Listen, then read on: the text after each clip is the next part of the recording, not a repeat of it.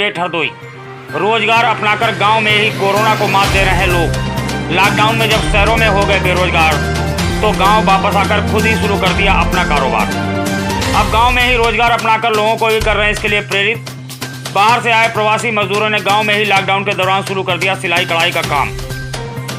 ये लोग इस रोजगार के जरिए अपने साथी परिवार का भी कर रहे हैं भरण पोषण। उदाहरण के तौर पर सदर तहसील के मेवनी गांव निवासी मुकेश कुमार पैर से दिव्यांग हैं और उनके साथ ही उनका परिवार में उनकी पत्नी और एक पुत्री भी है। मुकेश करीब 15 वर्षों से दिल्ली की रेडीमेड फैक्ट्री में करते थे सिलाई।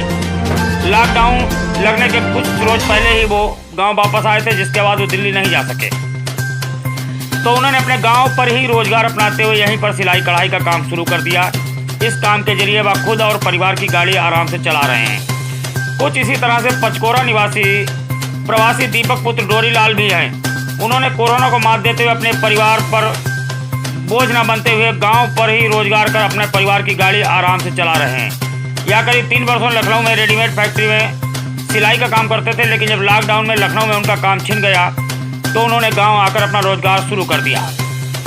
जनपद हरदोई से यूपी अपडेट न्यूज के लिए ब्यूरो रिपोर्ट कमलेश सिंह।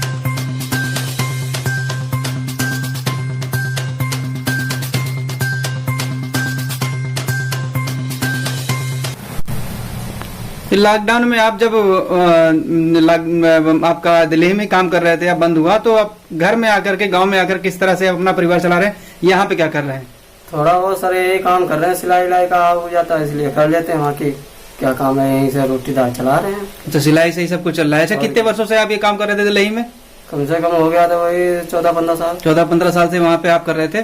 तो वहाँ से अगर आपका बेरोजगार जो है छीना, तो फिर गाँव में ही आपको ये गाँव में ही कर रहे हैं, बस थोड़ा बहुत घर में थोड़ी बहुत खेती बाड़ी वही देख रहे हैं, बस वो काम कर रहे हैं सिलाई का। इस तरीके से काम कर रहे हैं। अच्छा, परिवार इसमें कहिए जो है, या आप इसी तरह से अपना परिवार सहयोग कर रहे हैं? हाँ जी।